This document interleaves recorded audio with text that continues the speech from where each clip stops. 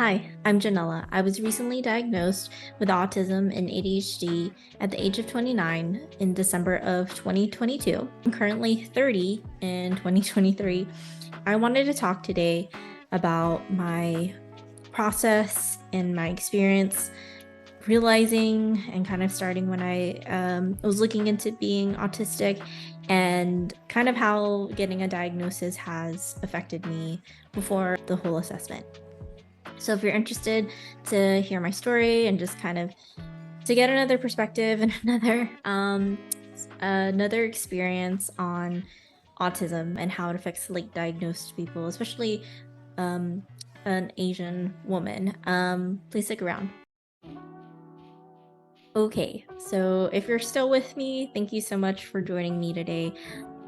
This is my first video for my channel, so it's gonna be pretty hard for me to look into the camera, and this is also just an awkward thing just to make a video, and so I'm trying to get used to that as well. So I apologize if, I'm not looking at the camera very much because it's also a way for me to think.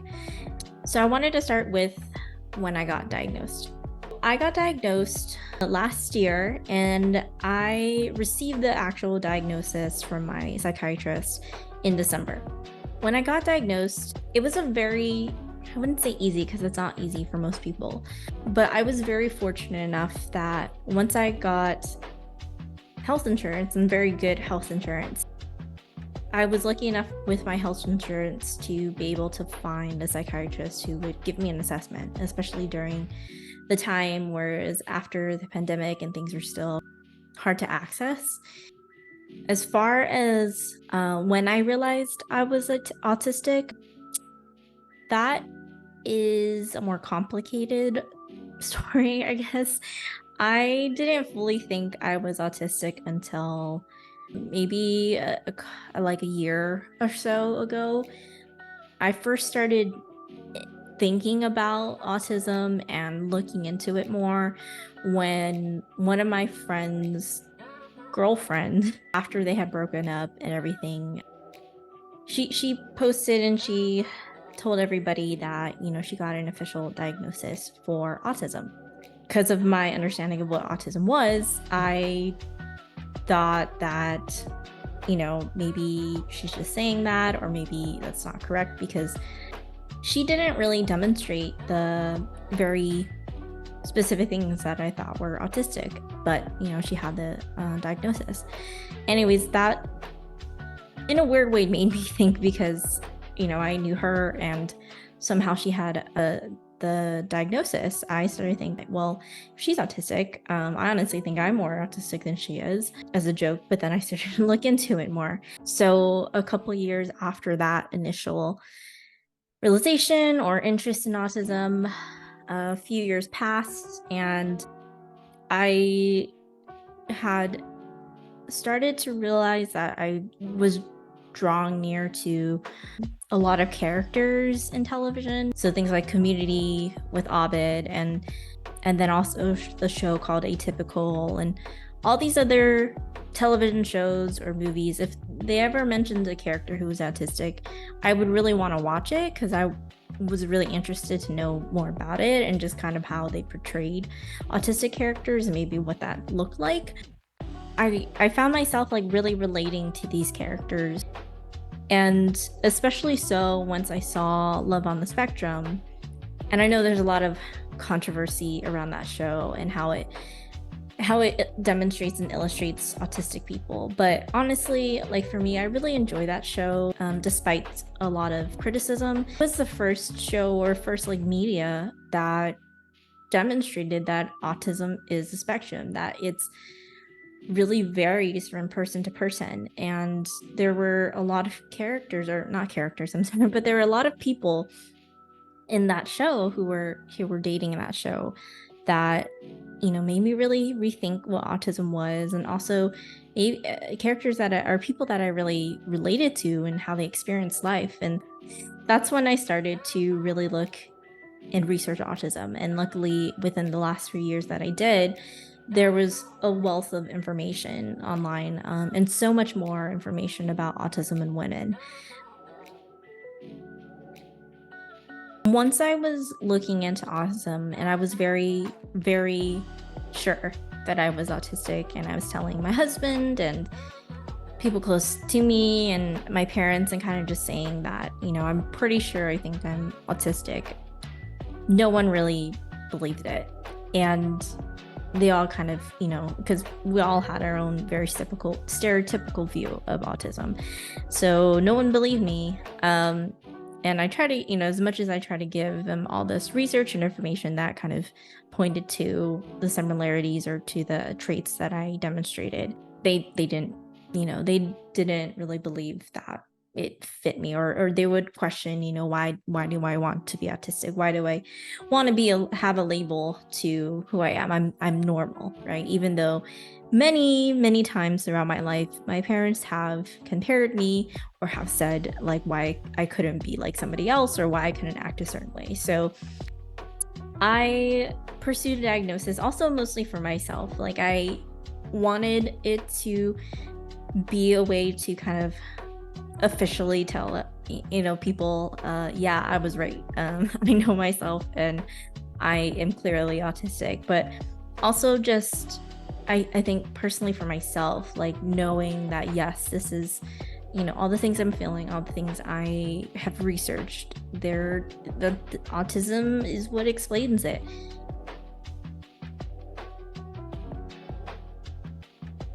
One thing that did surprise me about the assessment results was that she also diagnosed me with combined ADHD. That was really shocking to me because I mainly came in for an autism assessment, but she also kind of asked me during that assessment, oh, do you want to also maybe be tested for ADHD? And I was like, why not? What if it's something else? Maybe, I was trying to kind of also, like, even though I knew that I was autistic, I was also being open to the possibility that I wouldn't get that diagnosis and that maybe I would get what I heard a lot of stories about people getting diagnosis would be diagnosed with anxiety or OCD or something else, right? That a lot of women experienced. And so I was open to that becoming a result, but I did not prepare for the result of me potentially having been diagnosed ADHD.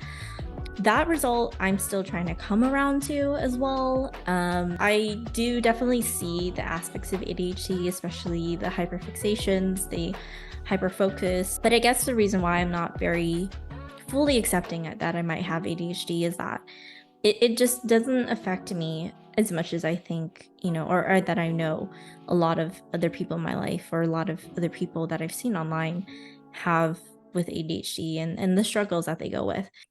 But I'm also learning that with ADHD, it itself there's more research showing that is also a spectrum in a way, and it presents itself differently in people.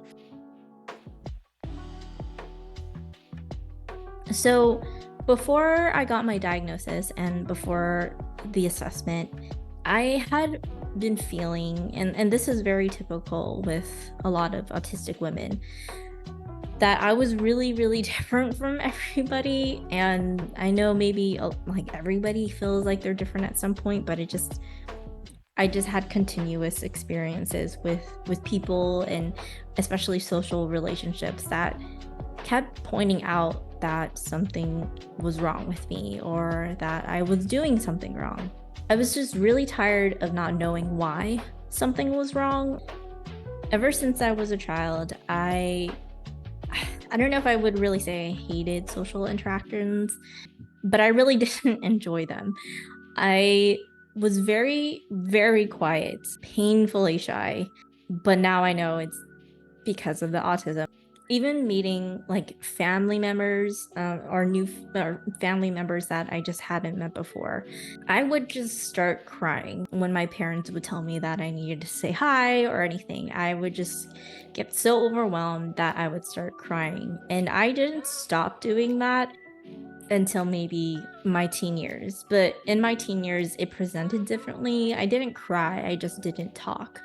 And I would come off, right, as very rude or very disrespectful, especially for Asian cultures, right? That if you're not presenting yourself a certain way, especially as a woman, you come off as really disrespectful or rude.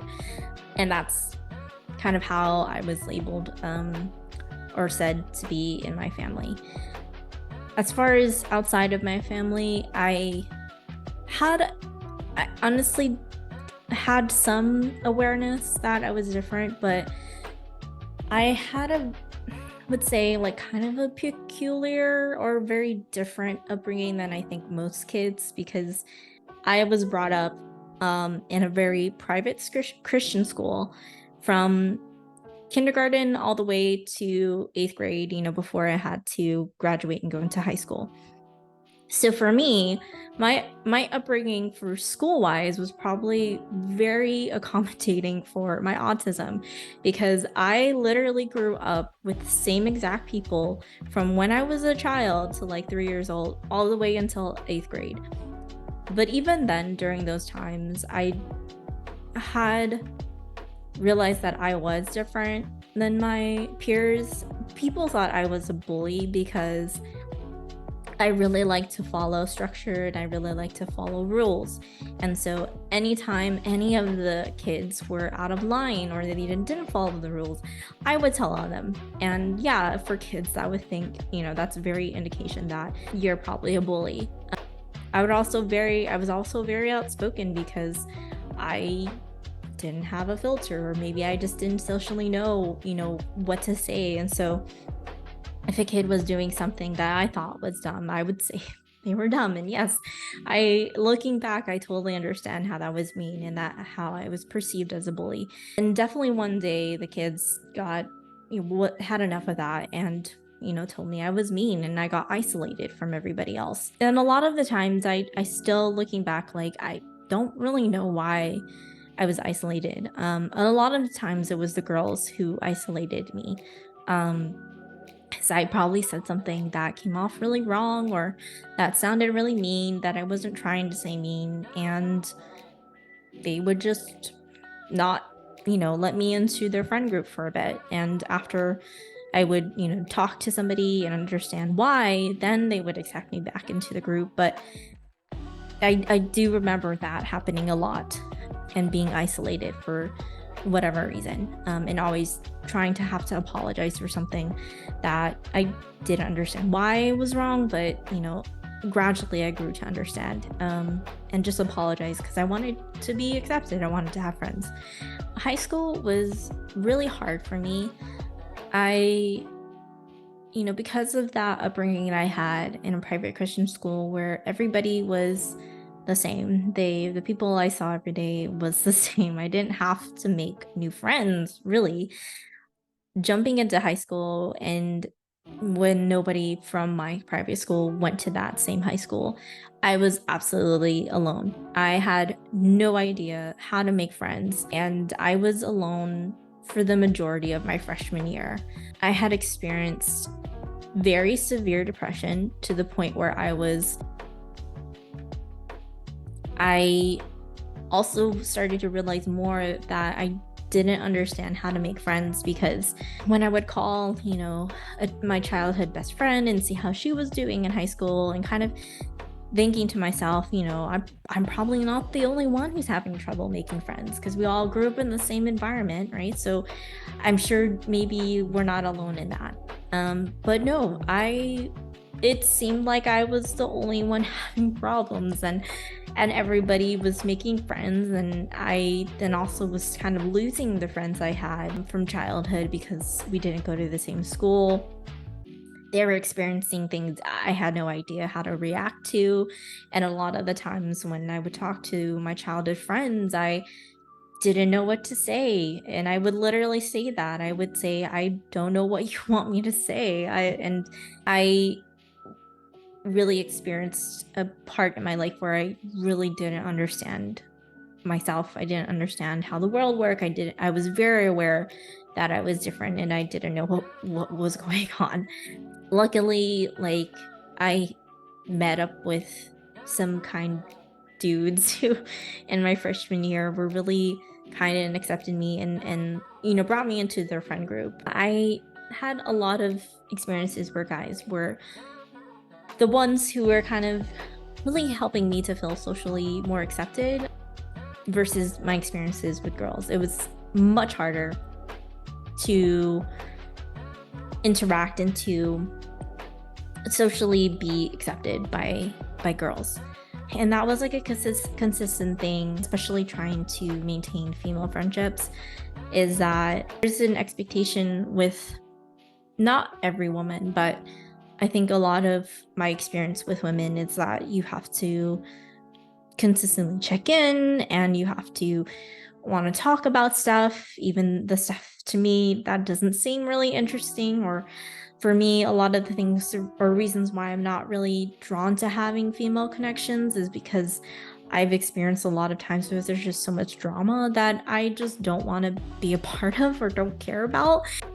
And that's really what brings a lot of women together, is gossiping or things like that I just never was really cared for. And I think maybe coming from my Christian background is that I just didn't want to talk badly about others behind their back. If something was wrong, I would try to approach it in person or like up front to somebody. And that wasn't the case with my experience with a lot of female friendships. So a lot of the times I was just too blunt. There's a lot I could say about my experiences with having female friendships or just relationships in general, but that could be another video.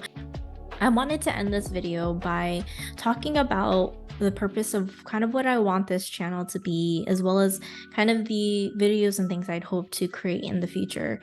One thing that was very obvious to me during my research for autism, especially autism in women, and when I looked at media online, like in YouTube, and just in any kind of media content, is that I had an extremely hard time finding content on autistic women who look like me, who were Asian, who were people of color, honestly.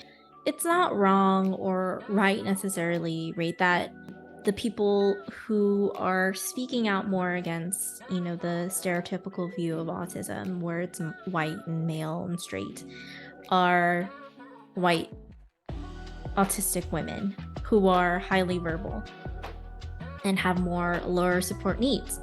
It's not wrong or right. That is the faces that we see mostly talking in this community, but it's just so limiting. And if I saw during my research more women and people who were people of color, who were Asian and who were Black or Hispanic or any other kind of perspectives, it would give a little bit more context and a little bit more resources to knowing what autism looks like.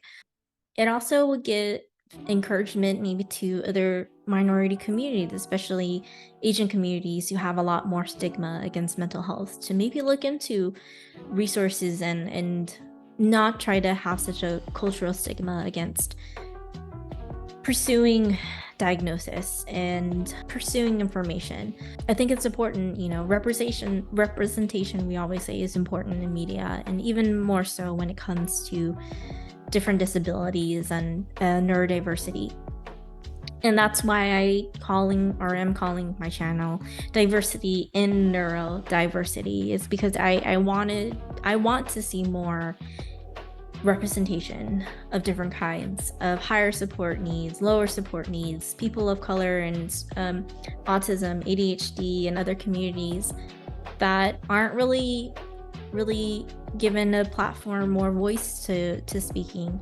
So thank you for watching this video and taking the time to listen to my experience and my story. I hope to make more content, and hopefully, if I can, I would actually love to interview other autistic individuals. And that's hopefully like my goal for this channel, is to bring, apart from my perspective and my experience, other people who have something to say.